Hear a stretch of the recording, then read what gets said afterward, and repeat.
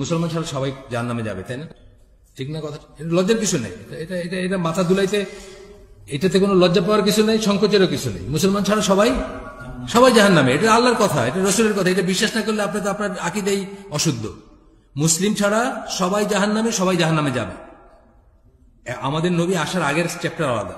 তখনকার যে নবী যে সময় ছিলেন, তার সময়কার তাকে তাকে যাদের মানার কথা ছিল তারা যদি মেনে থাকেন, এটা আলাদা হিসাব। তো আমাদের নবী যেদিন থেকে আসছেন, যেদিন থেকে আমাদের দিন পরিপূর্ণ হয়েছে, যেদিন ওই যে সূরা মায়েদার 3 নম্বর আয়াতটা, যেখানে আল্লাহ বলছেন যে আজকের থেকে তোমাদের জন্য, আজকের দিনে তোমাদের দিনকে আমি তোমাদের জন্য পরিপূর্ণ করে দিলাম, পারফেক্ট করে দিলাম, এবং ইসলামকে তোমাদের দিন হিসেবে নির্ধারণ করে দিলাম, তোমাদের উপর আমার ফেভার কমপ্লিট করলাম, সূরা মায়েদার 5 নম্বর সূরা 3 নম্বর আয়াতে। তারপর থেকে পৃথিবীতে মাত্র 2টা দিন আছে, দিন আল ইসলাম, দিন আল কুফর। আপনি হয় মুসলিম নয় কাফের, মাঝামাঝি কিছু হওয়ার কোনো চান্স নেই।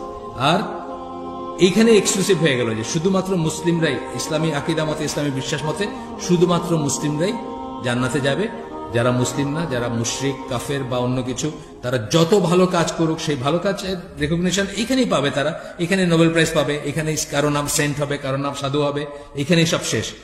কিয়ামতের দিন এই ভালো কাজ কোনো কাজে আসবে না। এটা কিন্তু আকীদার একটা পয়েন্ট। কিন্তু আপনি যদি বলেন যে না, এটা মানে ভালো কাজ করছে, এরাও তো জান্নাতে যাবে, আপনার আকীদার ত্রুটি হয়ে গেল, বুঝছেন না?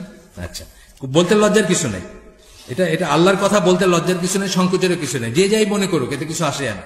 দরজা খোলা আছে, সে তো ঢুকতেই পারে ঘরে, ঢুকে সেও জান্নাতি হইতে পারে ইনশাআল্লাহ, যদি কেউ আসে। অনেক মুসলমান হয়েছে না, অনেক আবুল হোসেন ভট্টাচার্য বই পড়েন নাই, আমি কেন ইসলাম গ্রহণ করলাম, উনিও ভট্টাচার্য ছিলেন, উনি আবুল হোসেন হয়েছেন, এখন আমার ভাই উনিও, আমি আশা করি, আমরা দোয়া করি উনি জান্নাতি হবেন বা জান্নাতে যাবেন। কিন্তু এই দরজা দিয়ে ঢুকতে হবে, এই হচ্ছে কথা।